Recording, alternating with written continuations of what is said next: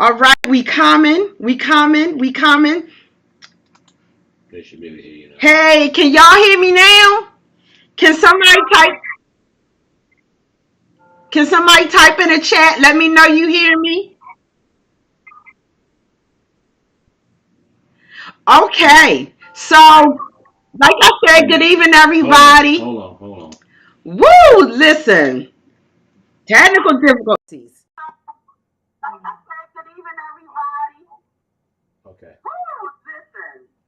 Hey y'all, hey y'all. So, Mr. Producer, can you get this kickback over here?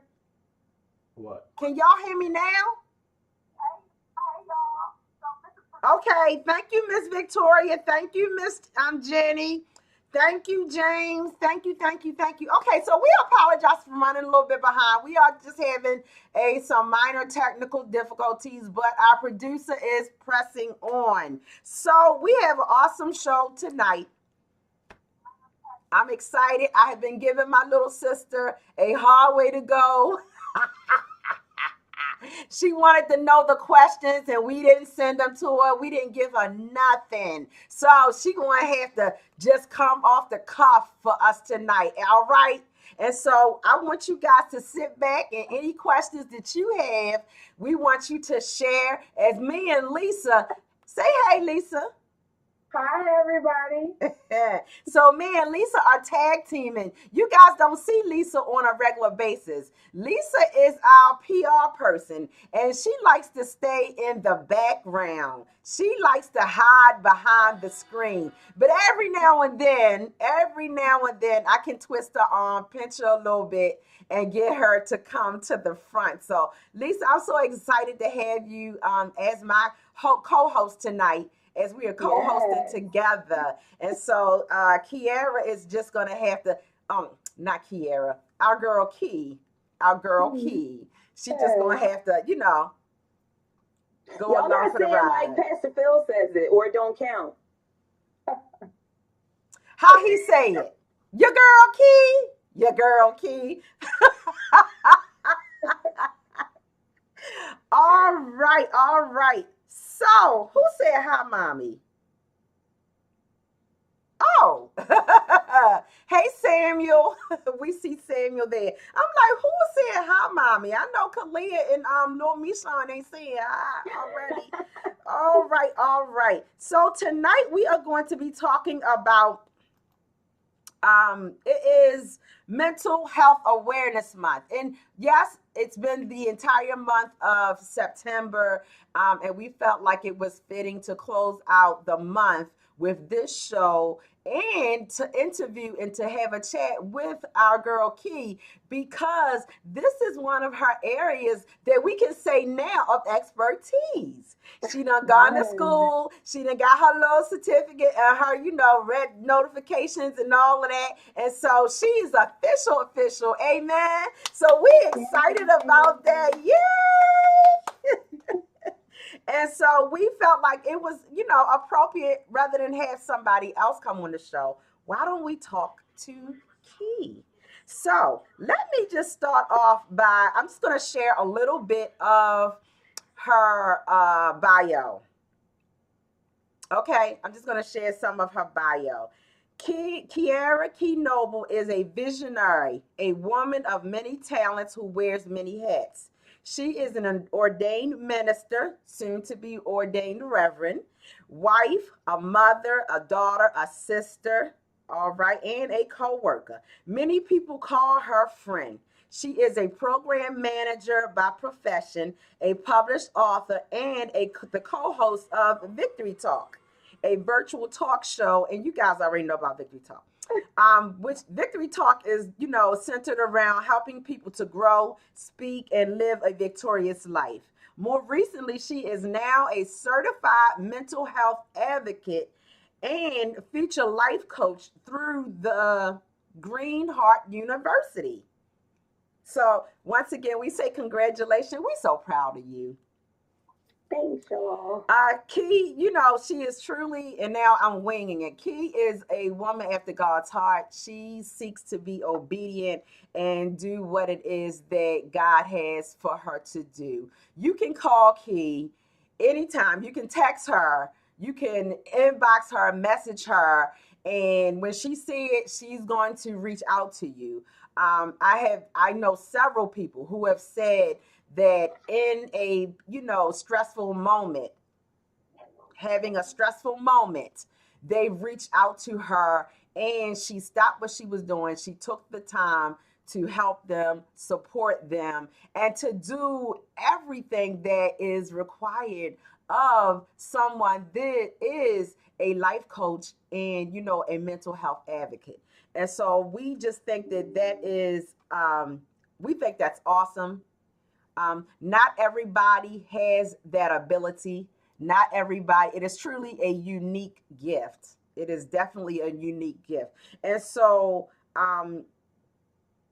before I go any further, I'm going to let Key share what she would like to share about herself with you guys. And if you have any questions, you guys can go ahead and start typing them in. And Lisa and I got you. We'll be your voice tonight. Okay, Key. Oh, you could be my voice too? No. Oh. Oh, okay. I thought I was just gonna be able to sit here and just And be observe. pretty. No, ma'am. You got to talk and be pretty. Good evening. Happy Friday. We forgot that part. Woo! Yes, we did. And y'all done gave me a complex now. I don't even want to say it's been a long week anymore. I'm not allowed to say that anymore. So you have already said it, ma'am. That I am excited to see. All right, it's been a long day. How about that one? It's been a long day. The week, it's been a long day. But I am so excited to be here. I must admit it feels a little awkward being on the other side, but not too bad because I have done, a few platforms like this now and been interviewed. So I guess I'm a little bit more comfortable with answering the questions instead of asking. But just a quick correction, just because we want to do things in decency and in order and make sure that we are given accurate information. It is September is Suicide Prevention Awareness Month. Mental Health Awareness Month is in May, but this is still appropriate because, first of all, it's always necessary to talk about these conversations, number one. Number two, the first week in October is Mental Illness Awareness Week. So you got Mental Illness Awareness Week coming up this coming week, and then Mental Health Awareness Month is actually a little bit later on in May. But I don't have anything to add. From the introduction, I think you covered it all. I am a recent graduate of the Greenheart University. Shout out to Colleen Diana. Who is the president and founder of Greenheart University. And I am currently enrolled taking the mental health life coaching. So I'll be finished up with that in the next week or so. And then graduation is at the end of October. So, but yeah, y'all covered everything as far as who I be and what I do, I guess. Now, Keith, one of the things that you did not, and I don't see it in your bio that you that we know that you have done or is doing, is you volunteer for an agency, a mental health agency. What agency is that? And can you tell us a little bit about that? Yeah, sure. And I actually now I'm making a little note to myself to update that. I do. I'm a volunteer with NAMI, which is the National Alliance on Mental Illness. They are across all states pretty much, and then they have different divisions. So I have been volunteering with NAMI Baltimore. I have not been able to be as active here lately because I've been taking courses left and right, and I've been so busy with things, but I have done some volunteer work with them. I look forward to doing more volunteer work in the future. I'm supposed to be, they have a program for mentoring where you go into the schools and actually talk to the students, about mental health and the importance of, speaking up and seeking help when, you need to do that. I'm also slated to become a peer support person. So those meetings are held twice a month, and you just basically facilitate, the meetings. So anyone who is a caregiver for someone with a mental illness or has a mental illness themselves, they can join in on those meetings. And, we just kind of talk through things. It's an open platform, a safe place for people to share, their stories and cross reference, share resources. Because, you have some people that come along that don't really know which way to turn, and so they need help, which is part of being an advocate. So I do look forward to getting back to doing that real soon. But they are an amazing organization. And yeah. Lisa, did you have something? Because I wanted to ask her a little bit more about NAMI. Um, well, for instance, because you say graduation is soon to happen, are you coaching people now, or do you have to wait until after graduation? So I am advocating for people now, but I'm not coaching people just yet.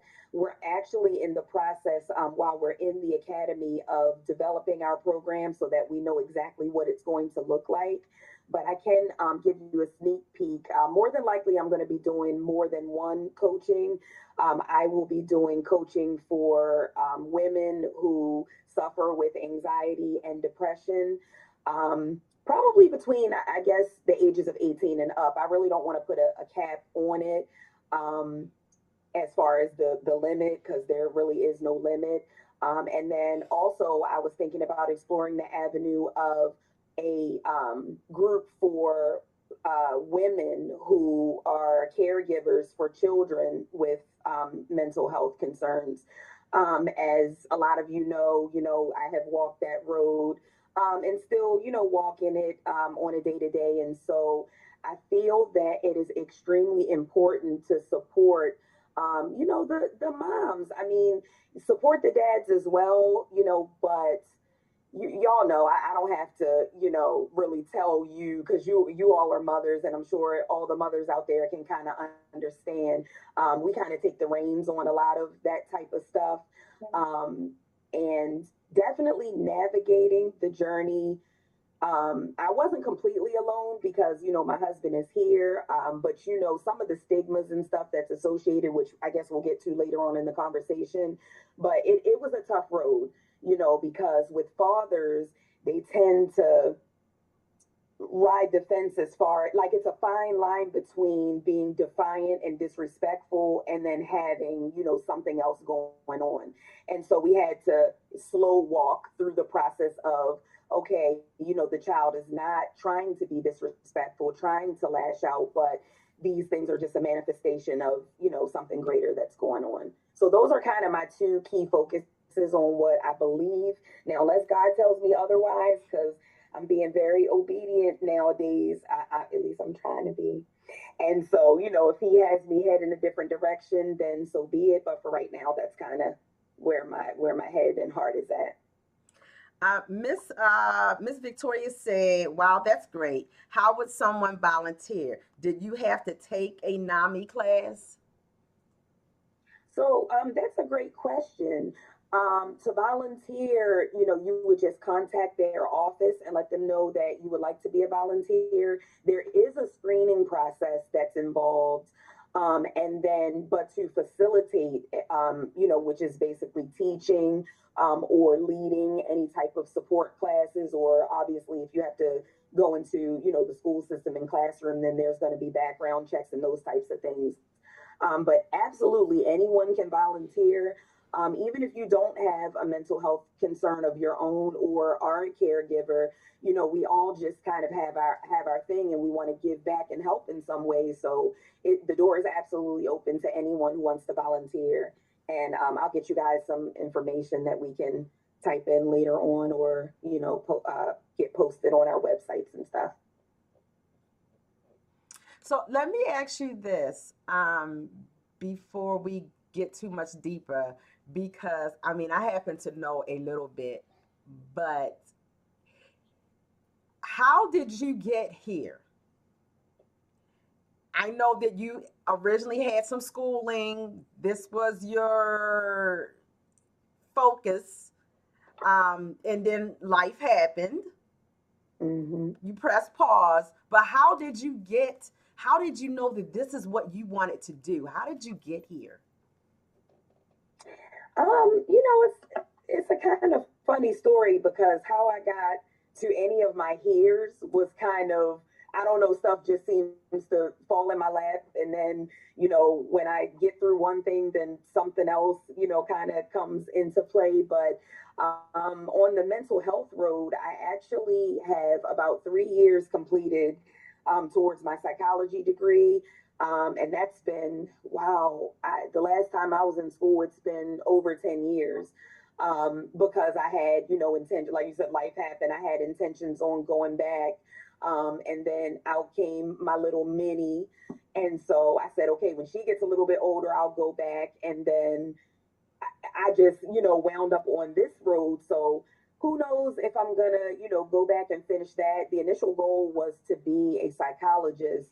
But as God would have it, He has led me, on a different road to be able to still operate in that and walk in that, but just at a different capacity. So it's not, my 9 to 5 right now. Um, but yeah, just having anxiety and suffering with mild depression at times myself kind of led me to this moment. But what got me started was some of the challenges that my son was having early on, and having to actually advocate for him. So when I tell my story, it really begins with him because he started displaying, signs and symptoms of having some challenges really early on, and it's tough a lot of times to pinpoint whether or not children are hyperactive or they're just being kids. I always hear stories about back in the day how anytime a person of color or child of color would display symptoms of hyperactivity, they were diagnosing them with ADD, and putting them on medication unnecessarily. A lot of them didn't even need it. So praise God, we are so much further with, health and medicine to where the doctors are equipped to accurately diagnose people, with the proper things. But just navigating the road, for him, feeling alone, not really knowing what to do, just getting phone calls after phone calls and having to go up to school, because he was having challenges. And it was like, nobody seemed to care at the time. They're just like, the school system is like, okay, this child is misbehaving. You need to deal with it, but it took for, I always get kind of emotional when I tell this story because, and I'm gonna put her name out there just in case you never know somebody that knows her or and just could reach out to her because I don't have any way of telling her thank you.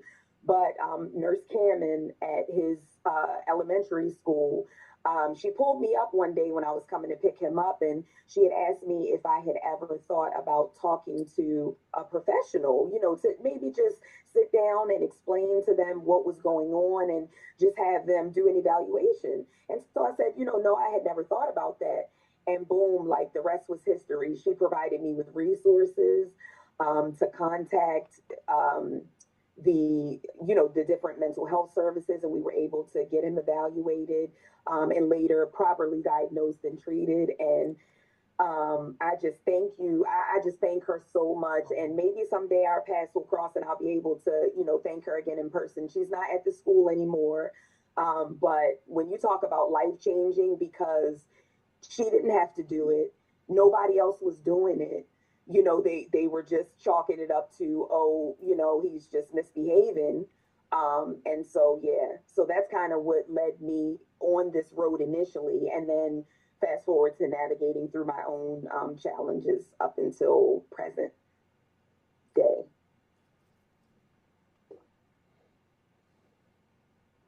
Lisa, Okay. So I have a question. Do you think that the skills that you learned in your training will help as far as parenting your children? And do you think more parents need to go this route with learning some mental health workshops or something so that they too can be able to help their children as well, or at least identify that this is something that needs to be addressed a little bit differently? Absolutely. It is extremely important to, um, I want to say, recognize the signs. I mean, I am by no means, a licensed clinical professional. So, this is all just coming from the heart and coming from things, that I have learned. I am not permitted to give, nor will I give any type of medical advice, but this is strictly for, educational purposes. Forgot to put my disclaimer out there. Thanks, Colleen.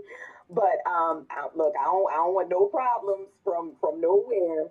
Um, but yeah, as far as the parenting is concerned, I feel like it's extremely important to just recognize the signs in children, to educate yourself, because you have some people who don't believe in mental health at all. They don't believe in children being medicated. There's just still such a stigma. I mean, we've come such a long way, but we still have many miles to go. And so um, to kind of piggyback off of what I was saying about my particular situation, I think what did it for me was when you take things away from your child, whatever type of punishment that you give your child. If you spank your child and they're still doing the same thing, if you take their things that they like to do away, video games or whatever have you, away, and they're still doing the same thing, there may be something else going on there, and that's what we were kind of seeing happening. Um, Never really physical. I'm not going to say I don't believe in spanking, but that's really just kind of not my cup of tea. So my husband, he's old school. He was raised up a different way, so he's like, what do they say, spare the child, spoil the rod, spare the child, whatever. I'm saying it the wrong way, Spare the but rod, whatever. spoil the But child. there you go, y'all know what I mean. But it was just like all of these things, and I'm just like, okay, let's try something else. Let's have him like write, like how my dad used to have my brother and I write. That whole I will not do whatever, and you filling out like a half a ream of daggone paper till your And hands your fall head. off. Yeah, that did it for me. Listen, and I don't know, because ironically enough, I'm a writer now and love to write. So I don't know. So shout out to Daddy. I don't know if that's part of the reason why I write so much, and I write very very neat. I didn't perfected the whole craft during that situation. But yeah, if you notice that none of the things are changing, no matter what you do, positive reinforcement, negative reinforcement, and the end result is still the same, then you might want to kind of look into, and it's absolutely nothing wrong with having a child evaluated. It's not going to harm them. No harm, no foul. You go, you talk to the licensed professional, answer their questions. They may talk to the child for a little bit, ask them questions, and then kind of go from there. They may say, okay, hey, classic case of being, a 10-year-old boy, or, whatever the case may be. Or they may say, okay, we might want to, look into maybe starting some therapy and kind of seeing where it goes. So let's because I do not want to ignore the fact that it's suicide um, prevention awareness month.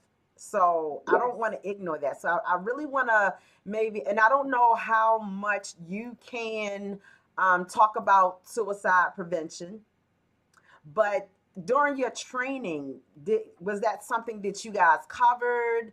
Was that something that that you can share a little bit about, and to help bring awareness? And are there some signs?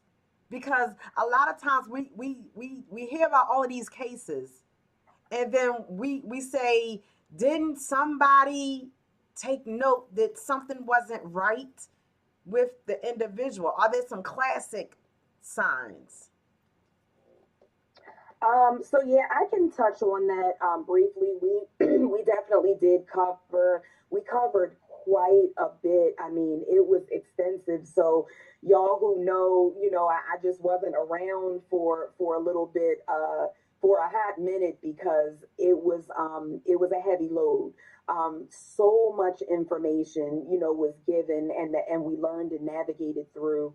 Um, but just to briefly kind of talk about some of the signs.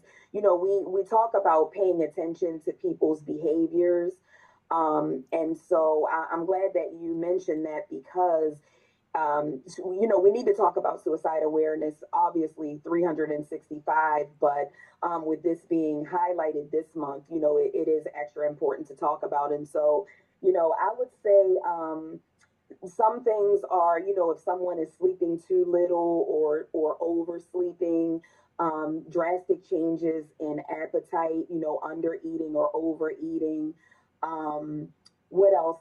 Becoming withdrawn, um, just not being themselves. Like someone might. You guys know me. I'm pretty happy-go-lucky, bubbly, bouncy, 95% of the time.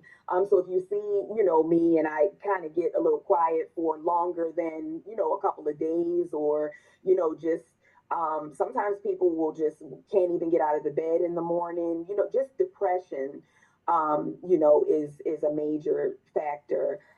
So just kind of knowing, I feel like it's knowing your people, so that you can kind of get a temperature read on when things, appear to be kind of going off the rails a little bit.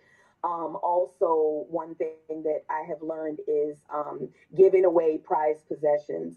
That sticks out almost the most to me out of, all of the things because, say I have like a family heirloom or something like that that I hold near and dear to my heart. And then all of a sudden I say, hey, Lady J, I want you to have my grandmother's earrings. I want you to take care of them for me, like that type of thing. Like that, that I've learned is one of the signs. So I just really want to say, paying attention to people. Obviously, there's some deeper and more, out in the open signs, obvious signs like, someone calling and saying that they're threatening to do harm, to themselves. And with that being said, I just want to put out there that there's a new number to call.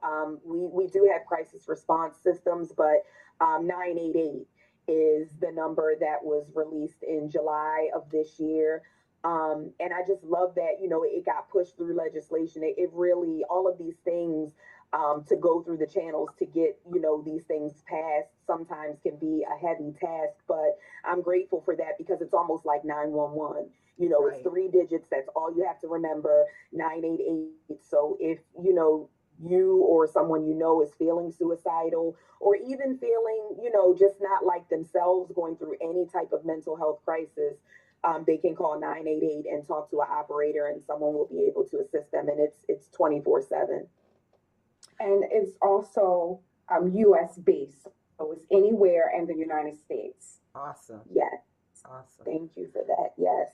One of the questions, or yeah, one of the things that I want to, also bring awareness to is that, suicide, and I'm sure that everybody knows this because when with any kind of loss, and I don't care how the loss, whether it's a natural cause or, by suicide or whatever, um, it affects the it affects the entire family. It affects everyone around you, whether it's your children, the spouse, the mother, the father, the sister, the brothers, friends, co-workers. Everyone is affected. And so I'm wondering how much support is out there for those that are affected, that are, experience the residual effects. Can they call 988? Is that available for them? Or is that an area that would roll over into the mental health advocacy portion? Both.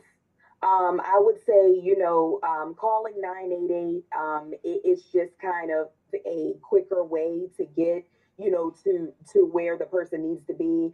I'm sure that the operator that answers would be able to navigate the person, whichever way they need to go. But yes, that is absolutely one of the responsibilities and roles as a mental health advocate is to be able to connect the people with resources. To answer your question, there are a ton of resources out there, but sometimes finding them is going to be difficult for people, right? Because you have, number one, you have people who have to be willing to accept the help, because the stigma that's associated with mental health with people of color.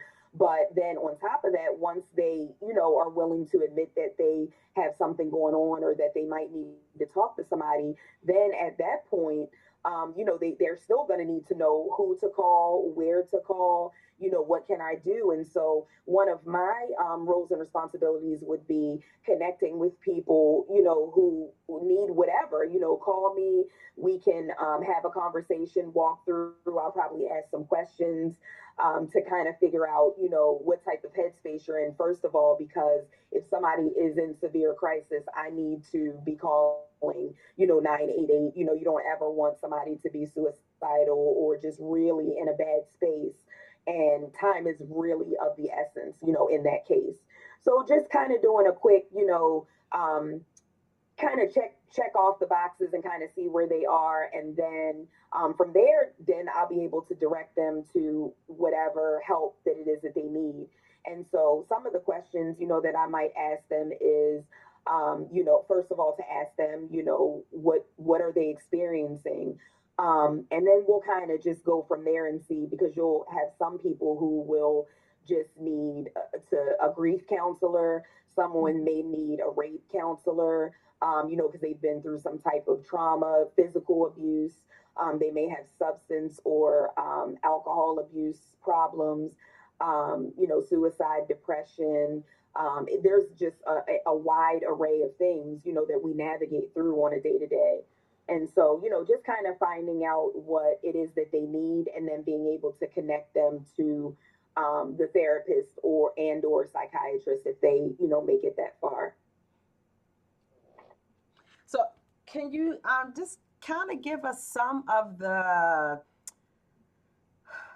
signs that we could pay attention to, or to, because you talked about you gave a little bit, feeling, anxiety, depression, withdrawn, but are there some other, did we talk about weight loss, overeating? Okay, so we did.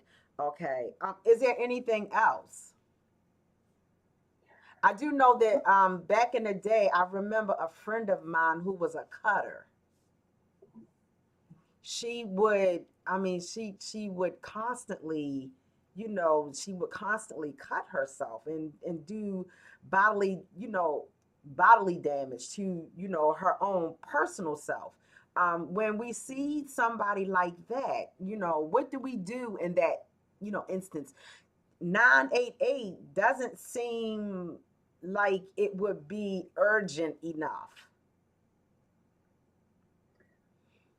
I would say, I mean, that's kind of something outside of, my arena, but I would think that just from what I've seen, it appears that when people are doing that, I don't know that they're necessarily trying to, commit suicide when they're doing it. It seems to be kind of like a sense of pain relief. People go through different things to try to alleviate pain, like, abusing prescription drugs, alcohol, street drugs, just whatever it is that they can get to just to make the pain go away. But in the case of someone like that, I definitely would connect them with, if they're, because everybody is not in therapy, or hadn't even sometimes thought of therapy. So I would definitely want to connect them. I believe that you start with the therapist, period, for counseling, and then they will, if they feel the need to refer you over to a psychiatrist to get evaluated because, I mean, as we know, some people can kind of navigate through this road without medication, but then you have other people who may, have something more severe and may require medication. But I mean, you can start with 988 because, and I keep repeating the 988 because if you don't have, I mean, I don't know, I didn't really even hear of mental health advocates until I stumbled across this, the Green Heart University. I had never really heard of a quote unquote mental health advocate. I mean, I knew of therapists, I knew of psychologists, a psychiatrist, I'm sorry, but a lot of people don't even know that it's a thing. And so if you have questions, I'm sure that you could dial that number and just explain to them whatever it is that the person is going through and ask them what, their advice would be or what, to point the person in the right direction. But yeah, that definitely is something that is very serious and definitely, requires immediate attention. Unfortunately, a lot of people who, go through these different things, they, I mean, I guess there's a rock bottom in everything. And so you really can't force, unless someone is threatening to harm themselves or someone else, you really can't force people into therapy, which is the unfortunate part because a lot of people have adults that they are caring for, children, brothers, sisters, whoever that are over the age of 18. That's even harder to navigate because you can't make an adult take medicine and you can't force them to be institutionalized to take the medicine. Correct. So that's a whole nother struggle in itself. Spencer made a comment. He said misdiagnosis of people was common in the past. More focus could have saved lives, and I wholeheartedly agree. And I think that I know people say that there is a day or a month for everything, but it needs to be, Yeah. Yeah. especially something like suicide, mental health awareness. We've talked about prostate cancer this month. Next month we'll talk about breast cancer. It needs to be. And so Yeah. yeah, I think that more awareness will save lives. Absolutely. Miss Victoria said, do you think there is a specific reason why African Americans tend to shy away from mental health assistance that's available, and how do we convince someone that it's okay? Oh, wow. That is an excellent, excellent, excellent question. She's so smart. It really is. That is an excellent question, though.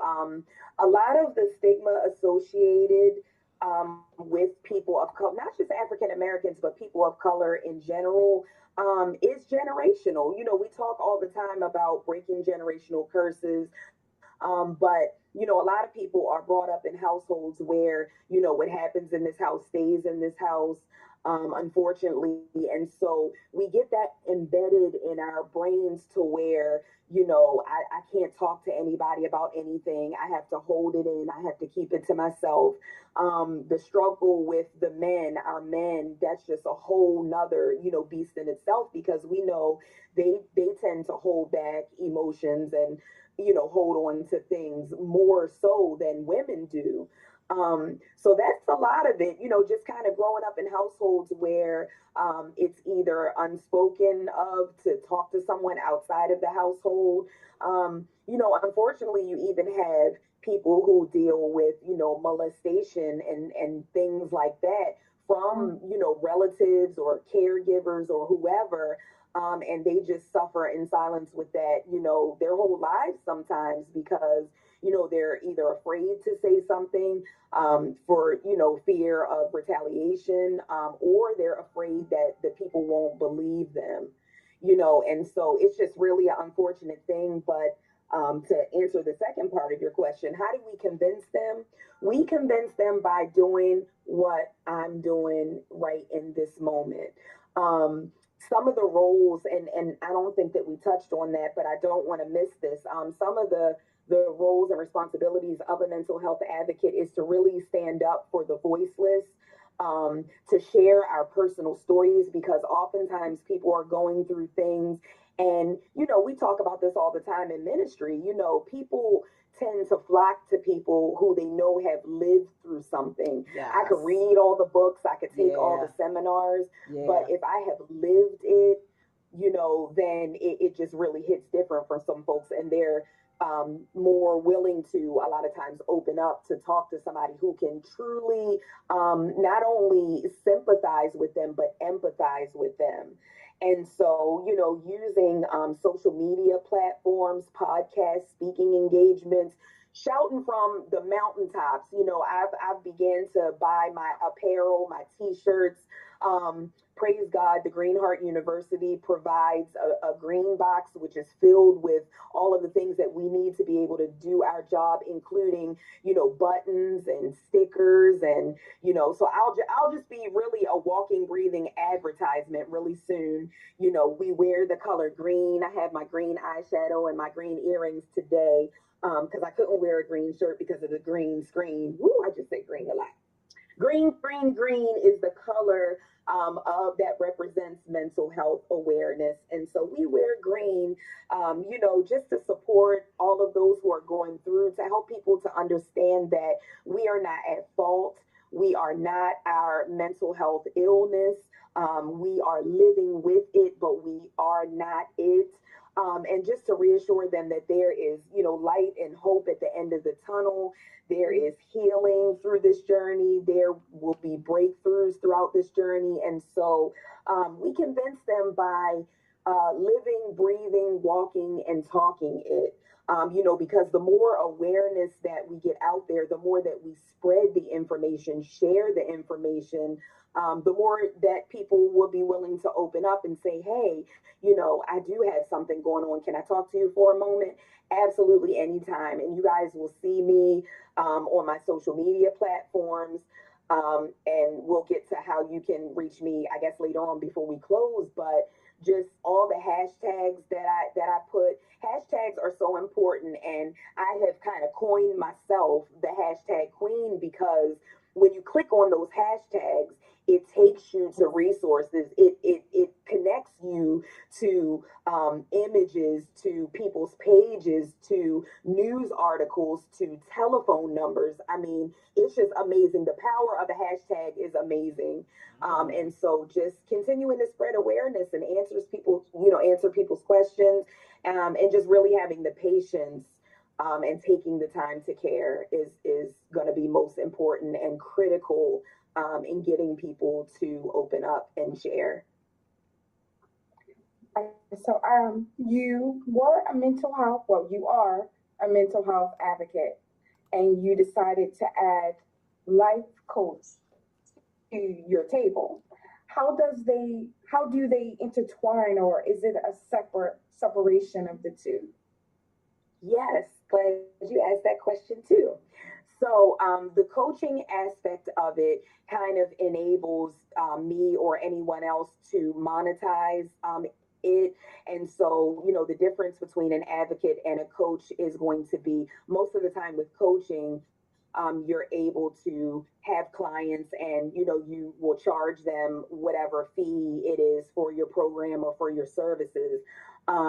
But as I have learned through my education with Green Heart, sometimes even in coaching, you might hire a client to come on, and then they may show up or they may call you in some type of crisis, and then that's when you have to switch back over to the advocacy piece, because you don't want to have someone, when they kind of get to the coach part, they're in kind of a better place, a better headspace. They're still living with it, but they're kind of functioning for the most part okay. But the advocacy piece falls in on the other side of the spectrum. I like that. Yeah. I like. Yeah. So, and And that's do interesting. you have any like self-help books that you find that are your favorite that you would recommend for the audience? Um, Not really any in particular that I have came across. As far as self-help books, I just recently started listening to some podcasts. So I have to get that information for you guys because I mean everything is on a podcast from soup to nuts. But yeah, not really too much self-help stuff. I mean, being in ministry, I tend to, listen to people like Joyce Meyer or Bishop T.D. Jakes and for their because they have training in these areas as well. So that's kind of like my go-to when I need to, look up something or hear a good word or, get a message of encouragement that way. But yeah, there definitely are self-help books out there. And actually, NAMI just recently released a book. I don't know the name of it right off, but I can get that. And yeah, they definitely just recently released a book. Oh, it's called You Are Not Alone. And it was released by NAMI, and you can find it on Amazon and probably, your Barnes and Nobles bookstores and stuff like that. But it's called You Are Not Alone, the NAMI Guide to Navigating Mental Health with advice from experts and wisdom from real people and families. And I'm thinking about writing, something myself. Not quite sure exactly what my next book is going to be, but I'm kind of seeming to be heading in that direction as well. So y'all be on the lookout because I'm gonna be posting and I'm gonna be letting y'all know, when that is in the works. I just have to find time to do it. Well, And with that said, we are at the top of the hour. So, Key, can you tell the audience how they can contact you? Yes. So I don't have my phone number set up just yet, but I will have my business phone number set up relatively soon. We're working on that now. I'm getting all that together as well as a website. But for right now, you can reach me on social media.